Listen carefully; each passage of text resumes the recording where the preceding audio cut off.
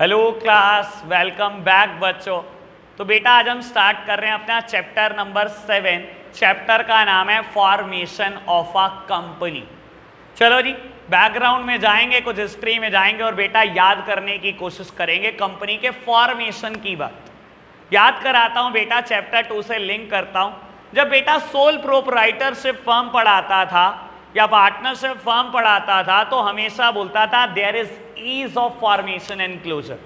याद है आपको कि सोल प्रोप्राइटरशिप का फॉर्मेशन बहुत आसान है और बेटा पार्टनरशिप का भी फॉर्मेशन बहुत आसान है।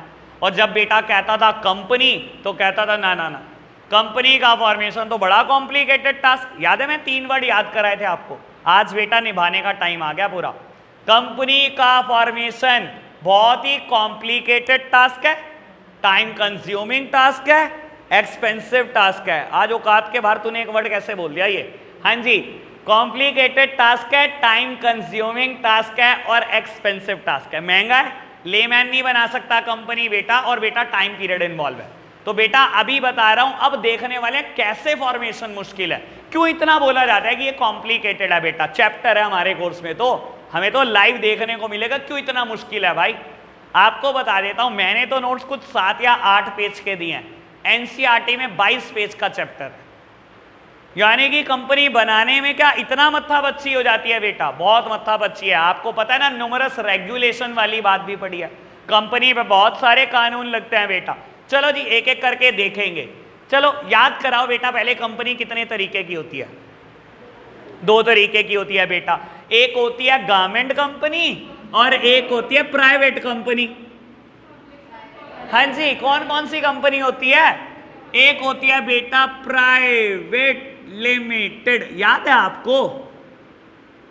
एक होती है बेटा प्राइवेट कंपनी, जिसको प्यार से पीवीटी एलटीडी डॉट लिखते थे, और दूसरी बेटा पब्लिक कंपनी।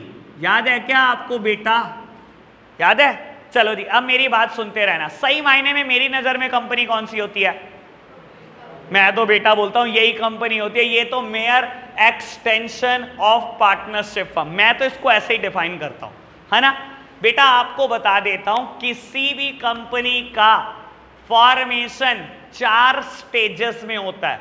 सुनते जाना मेरे प्यारे बच्चों, भी नोट्स की जरूरत नहीं है, पहले मेरी जरूरत है आपको।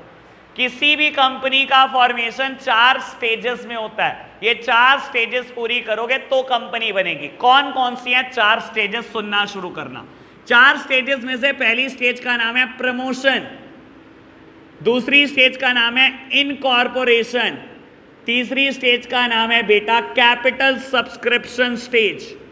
कितने प्यारे प्यारे नाम है, मैं तो कह रहा हूं तुम्हारा निकनेम रख देता हूं घर का, प्रमोशन। कितना प्यारा नाम पार्थ, ये तेरा निकनेम है आज से, इनकॉर्पोरेशन। और बेटा 4th स्टेज का नाम है कमेंसमेंट ऑफ बिजनेस। लो मेरे प्यारे बच्चों बात सुनो बेटा, किसी भी कंपनी का फॉर्मेशन करने हो ये 4 स्टेजेस है। कौन सी 4 स्टेजेस हैं बेटा? नाम याद करने हैं अभी।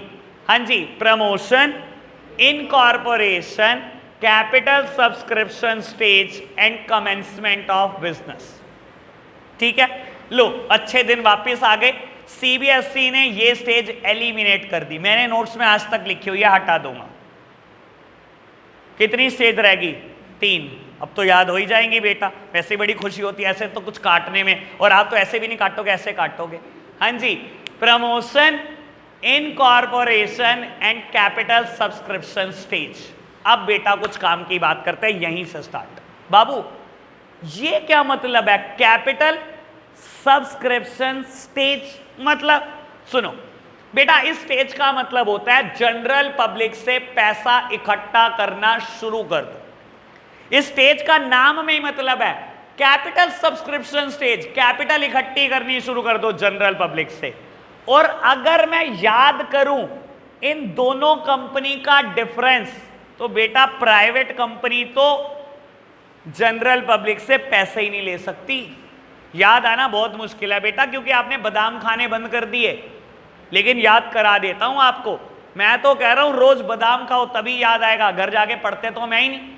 कैपिटल सब्सक्रिप्शन स्टेज मतलब जनरल पब्लिक से पैसा इकट्ठा करो, और बेटा प्राइवेट कंपनी को अलाउड नहीं होता जनरल पब्लिक से 1 भी रुपया मांगना।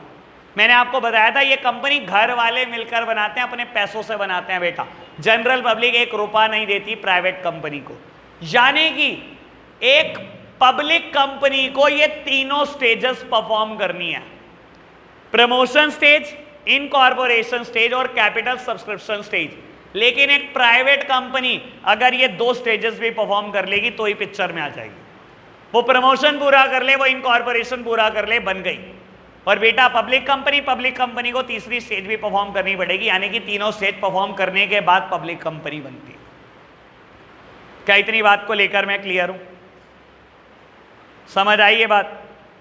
ओके बात। चलो बढ़ते हैं आगे बेटा, स्टार्ट करते हैं प्रमोशन स्टेज से। ये क्या चीज होती है, प्रमोशन का क्या मतलब होता है बेटा? यहां पर बेटा प्रमोशन क्या होता है ये समझो।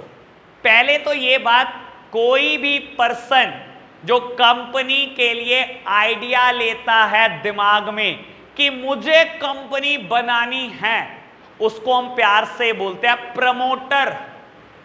और बेटा प्रमोशन स्टेज क्या क्या कवर करती है? Right away from the conception of idea till the company is formed, सारी बातें प्रमोशन में आ जाती है। जब किसी इंसान ने आइडिया लिया होगा कि उसको कंपनी बनाने हैं, उसके आइडिया लेने से लेकर जब तक उसने सारे रिसोर्सेज इकट्ठे नहीं कर लिए जो भी कंपनी बनाने के लिए चाहिए, तब तक की सारी बातें प्रमोशन है। जब एक इंसान ने आइडिया लिया कि मुझे कंपनी बनानी है, वहां से शुरू हो जाओ बेटा। और जब तक उसने सारे रिसोर्सेज इकट्ठे नहीं कर लिए जो भी कंपनी बनाने के लिए चाहिए, तब तक की सारी बातें प्रमोशन है। यानी कि मैं बोलता हूं प्रमोशन में 2 बातें आती है, एक तो प्लानिंग और एक बेटा ऑर्गेनाइजिंग ऑफ रिसोर्सेज। एक आपका सोचना कि कंपनी होनी चाहिए और कंपनी बनाने के लिए जो जो चाहिए उसको इकट्ठा करना, तब तक की सारी बात प्रमोशन है। और पर्सन जो बेटा कंपनी के प्रमोशन का काम करता है, यानी कि जिसने आइडिया लिया, जिसने रिसोर्सेज इकट्ठे करे, उसको हम बोलते हैं बेटा प्रमोटर ऑफ द कंपनी। बता देता हूं 2-3 प्रमोटर के नाम। रिलायंस इंडस्ट्रीज लिमिटेड के लिए धीरूभाई अंबानी। सर किसने सोचा था रिलायंस होगी? धीरूभाई अंबानी जी ने तो सोचा था रिलायंस होगी। उन्होंने तो रिसोर्सेज इकट्ठे करे, आपको तो अंदाजा भी नहीं होगा। धीरूभाई अंबानी जी का विजन ना यार बहुत कमाल का था। वैसे तो इतनी बड़ी हस्ती का नाम जुबान से ले रहा हूं, कान खींचने चाहिए मुझे। आप सोच भी नहीं सकते बेटा, तुझे दोनों खींचने चाहिए बेटा, ठीक है ना? रमन के अपने थोड़ी बेटा। हाँ जी मेरे प्यारे बच्चों बात सुनो, उनका विजन बहुत कमाल था और बहुत क्लियर था। किसी पेट्रोल पंप पे वो नौकरी करते थे, पूरी रात नौकरी करने के लिए बेटा 75 रुपये मिलते थे उस टाइम पर, उनके ज़माने में। और बेटा उनका विज़न बड़ा क्लियर था, कहीं से भी 75 रुपये अरेंज करते थे और 75 रुपये अपने डालकर 150 रुपये की 5 स्टार में कॉफ़ी पीने जाते थे। कहते देखना है अमीर लोग क्या करते हैं, 5 स्टार में जाकर अमीर बनना है एक दिन। सर विज़न बड़ा क्लियर था, बने के नहीं बने अमीर, ठीक है ना? तुझे ऐसा कुछ नहीं करना, किडनी निकाल लेंगे बेटा, 5 स्टार वाले बहुत खतरनाक होते हैं, ठीक है जी बेटा। तो बाबू ऐसे 150 रुपये खर्च करते थे, 75 रुपये एक दिन के कमाते थे और 150 खर्च करते थे, ये देखने के लिए कि अमीर लोग करते क्या हैं 5 स्टार में जाकर, ठीक है ना? ऐसा विजन था, ठीक है ना बेटा? ऐसे ही बेटा आप रतन टाटा जी को बोल सकते हो बेटा, वो प्रमोटर हैं टाटा स्टील के, ठीक है ना? और भी टाटा ग्रुप के, पूरे टाटा ग्रुप के, ठीक है ना?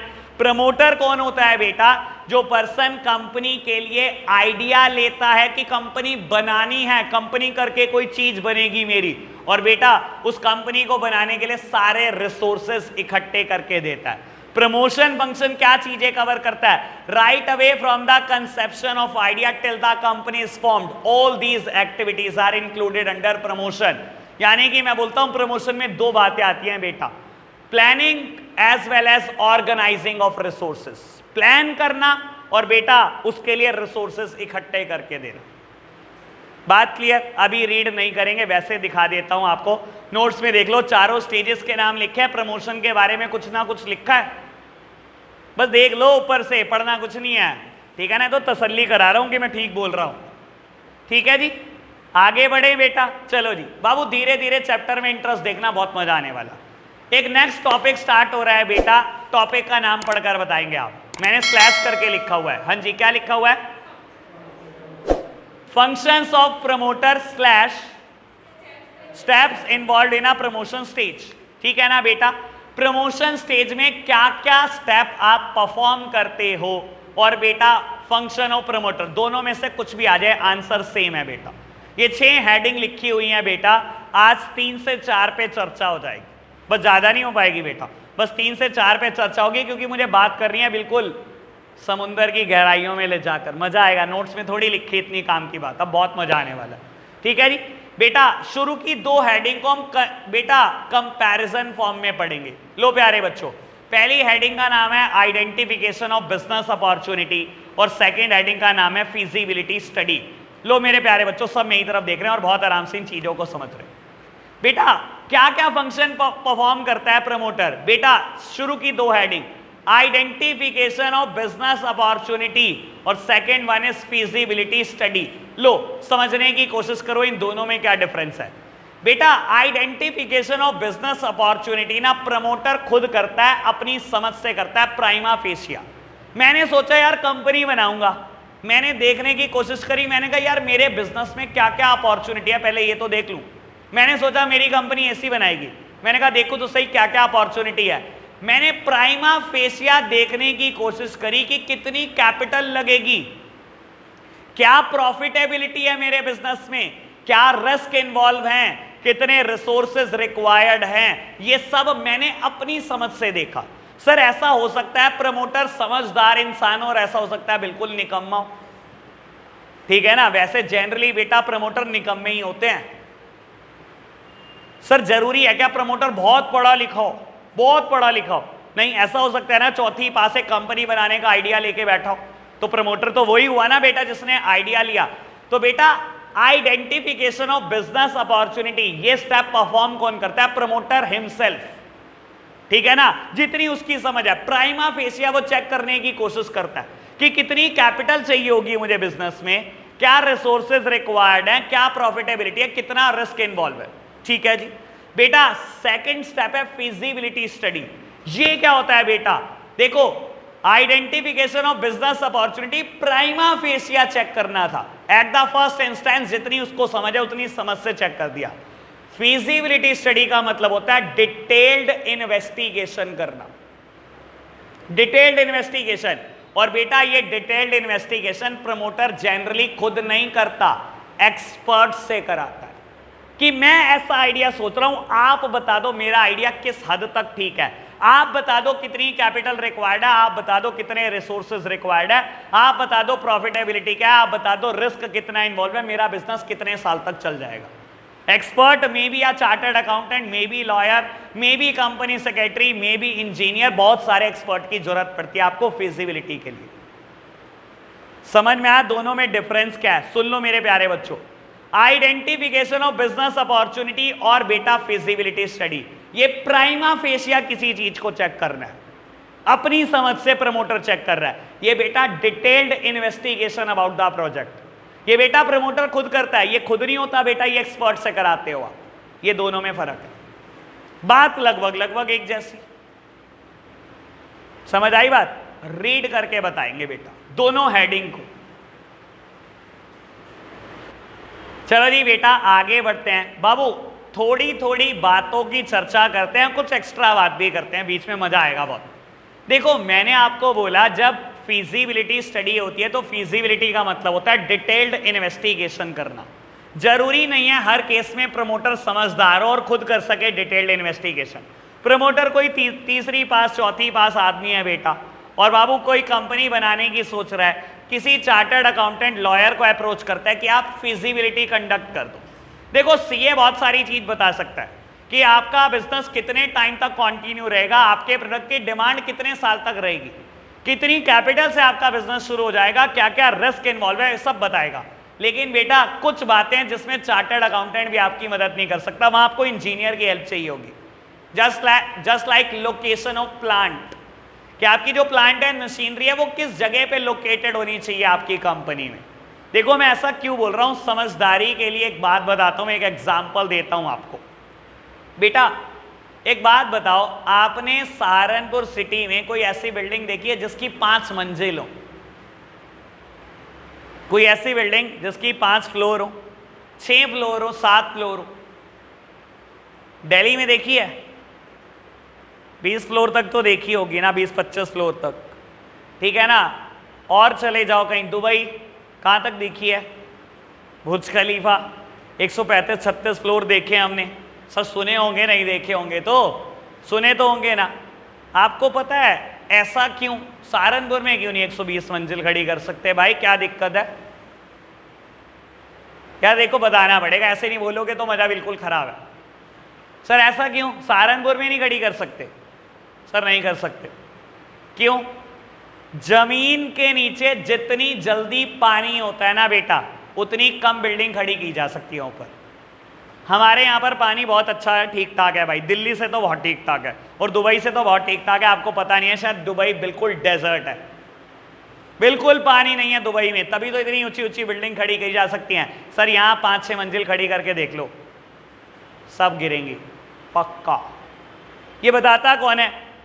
इंजीनियर बताता है, मैं बाई चांस बता रहा हूँ, ठीक है। ये मैं नहीं बताऊंगा बेटा, ये इंजीनियर बताएगा कि आपका प्लांट किस जगह पे होना चाहिए, कितनी बिल्डिंग आप खड़ी कर सकते हो सर, या आर्किटेक्ट बताएगा। कोई और बेटा आपकी एक्सपर्ट हेल्प करेगा इस चीज में, सी हेल्प नहीं करेगा। तो बेटा इसी वजह से बोल रहा हूं, फिजिबिलिटी के लिए आपको हो सकता है एक्सपर्ट्स चाहिए हो, एक एक्सपर्ट से काम भी ना चले। डिटेल्ड इन्वेस्टिगेशन करना है ना आपके प्रोजेक्ट पे, तो डिटेल्ड बात एक्सपर्ट ही कर सकता है, ठीक है जी। बढ़े आगे। हमारे कोर्स में 3 तरीके की फिजिबिलिटी है बेटा, technical feasibility, financial feasibility and economic feasibility. मजा आ जाएगा टॉपिक पढ़कर। सबसे पहले बात करते हैं टेक्निकल फिजिबिलिटी की। बेटा देखो, कई बार ऐसा हो सकता है बेटा, प्रमोटर का आइडिया बहुत ही कमाल है बेटा, बहुत ज्यादा कमाल है, लेकिन बेटा जो आइडिया को इंप्लीमेंट करने के लिए इनपुट्स चाहिए या टेक्नोलॉजी चाहिए, वो बेटा अरेंज ही नहीं हो सकती। मान लो बेटा किसी ऐसी कंट्री से आती हैं जहां से हमारे इंपोर्ट एक्सपोर्ट बिल्कुल बंद है, काटा है, लेट्स सपोज पाकिस्तान। बेटा इनपुट ऐसी कंट्री से आते हैं उस चीज के जो आपका आइडिया है कि वो आएंगे ही पाकिस्तान से और किसी कंट्री में अवेलेबल ही नहीं है, या ऐसी टेक्नोलॉजी है वो सिर्फ पाकिस्तान में बेटा, और पाकिस्तान से हमारी लड़ाई चल रही है, बॉर्डर बिल्कुल बंद है बेटा। तो बेटा सी अपनी रिपोर्ट में क्या लिखेगा? वैसे प्रोजेक्ट बहुत ठीक ठाक था, लेकिन प्रोजेक्ट टेक्निकली अनफीजिबल है टू इंप्लीमेंट। यानी कि बेटा आप टेक्निकली प्रोजेक्ट को इंप्लीमेंट नहीं कर सकते। और मैं बोलता हूं अगर सारे इनपुट, सारे टेक्नोलॉजी इजीली अवेलेबल हैं विद इन द कंट्री या इंपोर्ट हो सकते हैं, तो चार्टर्ड अकाउंटेंट रिपोर्ट क्या लगाएगा बेटा? Project is technically feasible. कर लो शुरू, आगे बढ़ सकते हो आप, यू में प्रोसीड फर्दर। समझ में आए बेटा? Technical feasibility is directly linked with the inputs and the technologies. अगर वो अरेंज हो सकती हैं तो प्रोजेक्ट टेक्निकली फिजिबल है, अगर वो अरेंज नहीं हो सकती तो बेटा टेक्निकली अनफिजिबल है प्रोजेक्ट। क्लियर जी? Second one is financial feasibility, ठीक है ना। फाइनेंशियल मतलब पैसे। चलो जी आओ पैसे की चर्चा करते हैं। बेटा आपने अपना आइडिया बता दिया चार्टर्ड अकाउंटेंट को, ठीक है ना, रिपोर्ट लगा रहे हैं चार्टर्ड अकाउंटेंट साहब। उसने देखा कि आपको मशीनरी परचेस करनी है, मैं ब्रैकेट में लिख देता हूं फिक्स्ड एसेट्स। जिसने पढ़ लिया अकाउंट्स में फिक्स्ड एसेट्स बहुत अच्छी बात, जिसने नहीं पढ़ा बहुत अच्छी बात, उससे भी अच्छी बात। बेटा आपको मशीनरी चाहिए, लेट सपोज 2 CR की, 2 करोड़ रुपए की मशीनरी चाहिए आपके बिजनेस के लिए।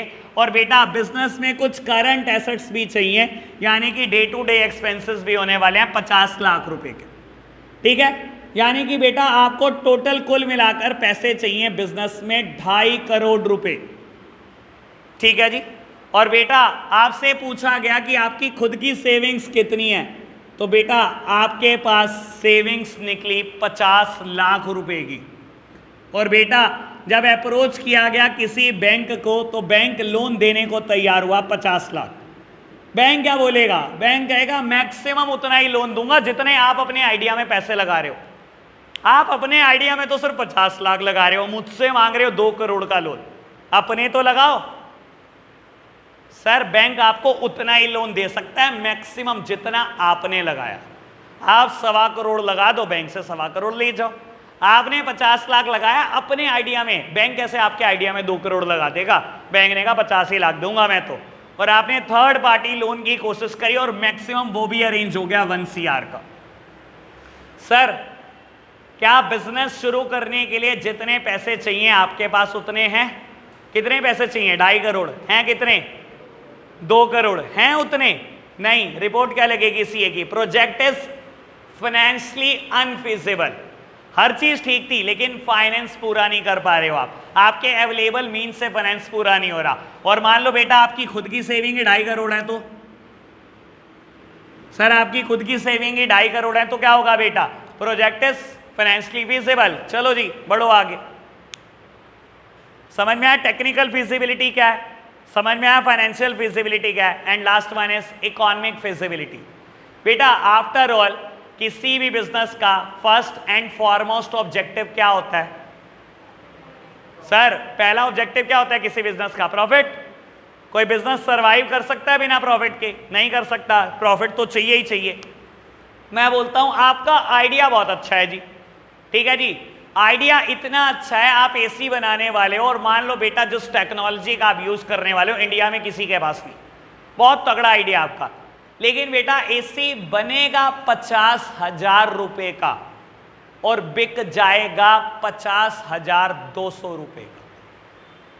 यानी कि आपके आइडिया में प्रॉफिट नहीं है, ना के बराबर नेग्लिजिबल प्रॉफिट। एक यूनिट बनाने में, एक एसी की आउटडोर और इंडोर यूनिट बनाने में 50,000 रुपए खर्च होंगे और बिक रहा है बेटा, आपके कॉम्पिटिटर उसे ही इंडिया में बेचते जा रहे हैं बेटा 50,200 रुपए का, आपको भी 50,200 बेचना पड़ेगा। सर ऐसे केसेस में रिपोर्ट लगनी चाहिए कि नहीं लगनी चाहिए कि प्रोजेक्ट इकोनॉमिकली अनफीजिबल है? सर बिजनेस प्रॉफिट के लिए बना है और अगर प्रॉफिट ही दिखाई नहीं देगा तो क्या करेगा सीएस में? वो तो यही बोलेगा ना कि प्रोजेक्ट बेकार है, आपका आइडिया खराब है, इकोनॉमिकली इंप्लीमेंट ही मत करना आप आइडिया, नुकसान में आ जाओगे, खर्चे भी पूरे नहीं होंगे। समझ आई बात? और आपके बिजनेस में अगर प्रॉफिट दिखाई दे रहा होगा तो बेटा इकोनॉमिकली फीजिबल है प्रोजेक्ट, बढ़ो आगे। तो 3 तरीके की फिजिबिलिटी की मैंने बात करी, technical, financial and economic. Technically feasible कब होता है प्रोजेक्ट? जब बेटा इनपुट्स और टेक्नोलॉजी इजीली अवेलेबल होती है, चाहे बेटा with in the country available हो, चाहे बेटा इंपोर्ट उसका पॉसिबल हो, ठीक है ना, बस पॉसिबिलिटी होनी चाहिए। अगर इंपोर्ट भी नहीं हो सकता और बेटा विद इन द कंट्री भी अवेलेबल नहीं है तो बेटा बस गया। आपको बता देता हूं एक ऐसी चीज जो सिर्फ पाकिस्तान से आती है, बहुत अच्छी है, वो है बेटा लेदर, ठीक है ना। बाबू बात करते हैं लेदर की। लेदर सबसे अच्छा पाकिस्तान का होता है, इवन रॉयल एनफील्ड आपकी प्यारी कंपनी बुलेट, ठीक है ना बेटा, जब ग्लव्स बेचती है तो बेटा जो लेदर, जिस लेदर के बने होते हैं वो पाकिस्तान से इंपोर्ट होती है और वो बकायदा क्या करते हैं, आग जलाकर हाथ डालकर दिखाते हैं लेदर ग्लव्स पहनकर, कुछ नहीं होता। It is pure leather, purest leather. चलो खैर लेट इट बी, तो बात की बात है। बाबू सेकेंड वन मैंने बात करी थी आपके साथ फाइनेंशियल फिजिबिलिटी। अगर आपके पास इतना पैसा है जो बिजनेस को स्टार्ट करने के लिए चाहिए, या आपके पास नहीं है लेकिन अवेलेबल मींस से अरेंज हो सकता है, आपका मिलाकर, बैंक लोन मिलाकर, थर्ड पार्टी मिलाकर अरेंज हो सकता है, तब भी बोला जा सकता है प्रोजेक्ट इज फाइनेंशियली फीजिबल, ठीक है। और economic feasibility is directly linked with the profit. अगर आपके बिजनेस में प्रॉफिट है तो बेटा इकोनॉमिकली फिजिबल है बेटा, और अगर प्रॉफिट नहीं है तो इकोनॉमिकली अनफिजिबल है बेटा प्रोजेक्ट को इंप्लीमेंट करना। बात क्लियर इतनी? रीड करके बताओ। चलो प्यारे बच्चों आगे बढ़ते हैं बेटा, बात करते हैं नेक्स्ट हेडिंग की, नेम अप्रूवल। लो प्यारे बच्चों बस ये आज की लास्ट हेडिंग है, कंसंट्रेशन डबल चाहिए मुझे इस हेडिंग पर, इसको बहुत आराम से समझना है, अच्छे से समझना है, फिर छुट्टी करेंगे। लो जी बेटा हेडिंग का नाम है नेम अप्रूवल। अब बेटा नाम की अप्रूवल ले लो, लेनी किससे ये भी समझेंगे बेटा, लेने की जरूरत क्या ये समझो। क्या बेटा मैं जिस कंपनी का नाम चाहूं, जिस नाम से चाहूं उस नाम से कंपनी नहीं बना सकता क्या? मेरी मर्जी नहीं होनी चाहिए, मैं कंपनी बना रहा हूं, मेरी मर्जी का नाम होना चाहिए, क्या दिक्कत क्या उसमें? बेटा एक दिक्कत है, हमारे इंडिया में एक बेटा अथॉरिटी है जिसका नाम है ROC, प्यारा नाम ROC बेटा, full form is registrar of company. मैं लेकिन बेटा कभी भी नाम नहीं बोलूंगा रजिस्ट्रार ऑफ कंपनी, मैं हमेशा बोलूंगा आरओसी। कितना प्यारा नाम है यार, देखो तो सही कितना प्यारा नाम, रमन घर का नाम रख अपना ये तो। हाँ जी, आरओसी मतलब रजिस्ट्रार ऑफ कंपनी। बेटा इसने कानून बनाया हुआ है, इसने बोला इंडिया में कोई भी कंपनी बनानी हो उसका एक यूनिक नेम होना चाहिए। कभी भी आइडेंटिकल नेम के साथ दो कंपनियां हम रजिस्टर्ड ही नहीं करेंगे। क्यों रजिस्टर्ड ना करने में क्या परेशानी है भाई? आपको अगर एक जैसे नाम होंगे क्या दिक्कत क्या है? बेटा पता है क्या होता है इससे, कहीं ना आप दूसरे के नाम की ना अनड्यू एडवांटेज उठाने की कोशिश करते हो। मान लो मैं अपनी फर्म का नाम लिख देता, मेरी फर्म का नाम है सक्सेस मंत्रा, मैं ऐसे नहीं रख सकता था रिलायंस सक्सेस मंत्रा। सर कोई भी बढ़ता बाहर बोर्ड लगा हुआ है रिलायंस सक्सेस मंत्रा, पता है क्या होता, दिमाग में इमेज जाती कि कहीं ना कहीं ये बंदा मुकेश अंबानी से कोई लिंक रखता। सर जाएगी ना? तो बेटा आरओसी ने नियम बनाया कभी भी कोई कंपनी इंडिया में रजिस्टर्ड होगी विद यूनिक नेम होगी, कभी भी दो कंपनी के आइडेंटिकल नेम नहीं हो सकते। क्यों बेटा? कहीं ना कहीं आप दूसरे के नाम का अनड्यू एडवांटेज उठा लेते हो बेटा, अगर ऐसा कुछ होता है तो बेटा नाम का एडवांटेज नहीं उठाने देंगे आपको। चलो जी, ये तो नया से आप आ दिया भाई। तो बेटा अब क्या होगा, अब नेम अप्रूवल के लिए आपको आरओसी के पास अप्लाई करना पड़ेगा कि मैं ये नाम सोच रहा हूं कंपनी का, आप बताओ कोई और कंपनी तो नहीं है इस नाम से। आपको बता देता हूं, अगर पार्टनरशिप फर्म होती है, नहीं है कंपनी, पार्टनरशिप फर्म में आप रजिस्ट्रार ऑफ फर्म के पास 4 नेम भेजते हो अपनी प्रायोरिटी ऑर्डर में। मैंने 4 नेम भेजे थे जब मैंने अपनी पार्टनरशिप फर्म रजिस्टर्ड कराई थी इन माय प्रायोरिटी ऑर्डर। मैं आपको बताता हूं मेरा प्रायोरिटी ऑर्डर क्या था, ये बात किसी को भी नहीं पता। बेटा मैंने पहला नेम भेजा था Manish Shubham and company, Manish Shubham and company. Second name भेजा था शुभम मनीष एंड कंपनी, मेरे पार्टनर का नाम है शुभम।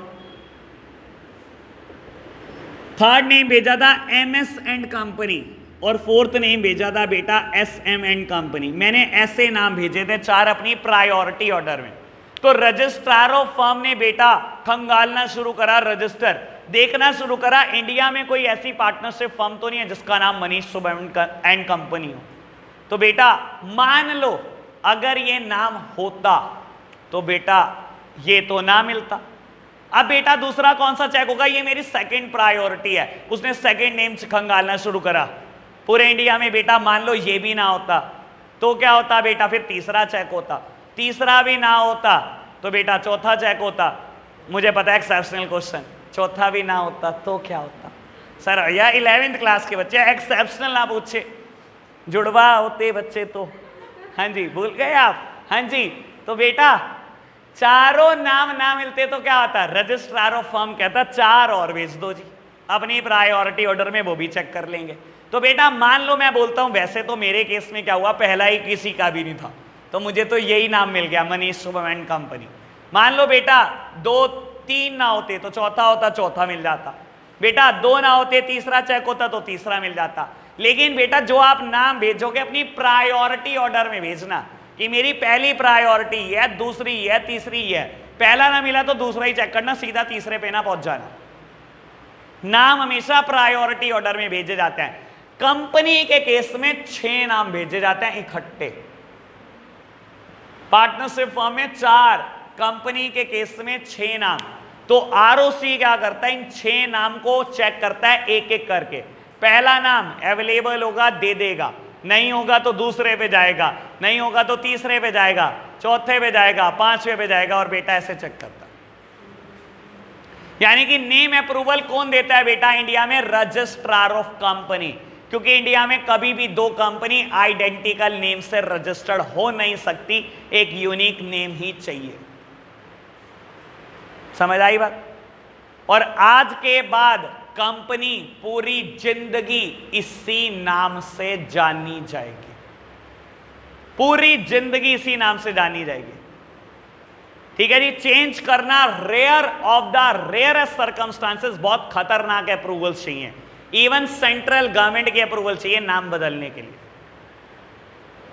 बहुत मुश्किल मिलती है। बेली नहीं है ना सेंट्रल गवर्नमेंट, कानून बनाने हैं उनको, नाम बदलने के लिए थोड़ी अप्रूवल देते रहेंगे आपको, मतलब रेयर है परमिशन मिलती हो नेम अप्रूवल की, रिजेक्ट ही हो जाती हैं चीजें।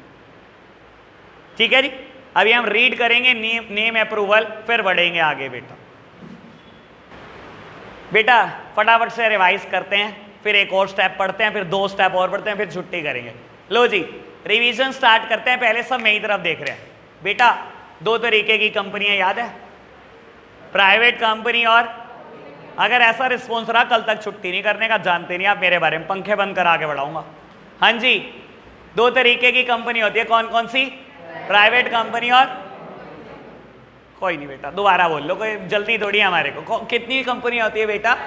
प्राइवेट कंपनी और, हाँ छुट्टी की आस लगी अब कुछ। हाँ जी बेटा बाबू, 3 तरीके की स्टेजेस हैं जो किसी भी कंपनी के फॉर्मेशन में मुझे पूरी करनी होती हैं। स्टेजेस के नाम हैं promotion, incorporation and capital subscription stage. Capital subscription का मतलब होता है जनरल पब्लिक को इनवाइट करो और उनसे बेटा पैसे ले लो। ठीक है ना, उनको कहो हमारे शेयर खरीद ले भाई, हमारी कंपनी के डिवेंचर्स खरीद ले, हमें पैसे देता जा। ठीक है ना बेटा। और आपको बता देता हूं प्राइवेट कंपनी कभी भी किसी जनरल पब्लिक से फंड रेजिंग नहीं कर सकती, और क्योंकि वो फंड रेजिंग नहीं कर सकती इसका मतलब है उसको 3rd स्टेज कभी भी परफॉर्म नहीं करनी होती। प्राइवेट कंपनी 2 स्टेजेस परफॉर्म करेगी और बेटा पिक्चर में आ जाएगी, प्रमोशन और इनकॉर्पोरेशन, जबकि पब्लिक कंपनी 3 स्टेजेस ही परफॉर्म करेगी। बात क्लियर? प्रमोशन क्या चीज होती है बेटा? बाबू जब कोई भी इंसान कंपनी के लिए आइडिया लेता है कि मुझे कंपनी नाम की कोई चीज बनानी है, जब तक बेटा वो कंपनी के लिए सारे रिसोर्सेज इकट्ठे नहीं कर लेता, right away from the conception of idea till the company is formed, ये सारी की सारी एक्टिविटी प्रमोशन स्टेज है बेटा।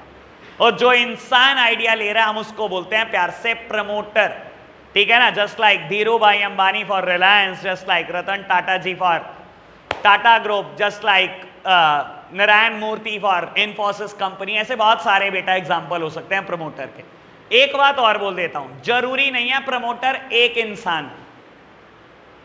सर यहां पर हमारे लिए धीरू भाई अंबानी एक इंसान है रिलायंस के लिए, रतन टाटा जी एक इंसान है बेटा टाटा ग्रुप के लिए, लेकिन जरूरी नहीं है प्रमोटर एक इंसान हो, प्रमोटर 20 लोग हो सकते हैं। हम टोटल मिलाकर 21 लोग यहां पर बैठे हैं बेटा। हम भी तो सोच रहे थे ना किसी दिन की हम एक कंपनी के प्रमोटर बनेंगे। कंपनी का कितना प्यारा नाम, Messrs fraud and fraud limited, कितना प्यारा नाम है कंपनी का, है ना। हम 20 लोग प्रमोटर होंगे बेटा कभी ना कभी इस कंपनी के। ऐसे ही एक फ्लाइट में बैठे होंगे 20 साल बाद, बाय बाय इंडिया, 20-30 हजार करोड़ का चूना लगाकर, है ना। चलो जी, तो बेटा प्रमोटर जरूरी नहीं है एक इंसान हो, 20-30-50 लोग भी हो सकते हैं। हो सकता है 50 लोगों का आइडिया हो कंपनी बनाने का। ठीक है ना, ये भ्रम मत पालना। चलो जी बेटा, फिर हमने बात करी फंक्शन ऑफ प्रमोटर की, या बेटा step involve in the promotion stage, कुछ भी आ जाए आंसर इज सेम। बेटा 2 हेडिंग मैंने कंपेयर कराई, identification of business opportunity and feasibility study. बेटा identification of business opportunity, promoter ये खुद स्टेज परफॉर्म करता है अपनी समझ से जितनी उसको, यानी कि एट द फर्स्ट इंस्टेंस वो चेक कर रहा है कि मैंने जो आइडिया लिया, जो मैं कंपनी बनाने की सोच रहा हूं, जो मैं एसी की फैक्ट्री लगाना चाह रहा हूं, कितने पैसे लग जाएंगे भाई मेरे, और क्या क्या रिसोर्सेज चाहिए, कितना रिस्क है, क्या प्रॉफिटेबिलिटी है, सब कुछ चेक कर रहा है अपनी समझ से प्राइमा फेशिया। और बेटा फिजिबिलिटी, इन सबके लिए डिटेल्ड इन्वेस्टिगेशन कराना, प्राइमा फेशिया नहीं डिटेल्ड बात, और ये खुद नहीं होता बेटा, एक्सपर्ट से कराया जाता है।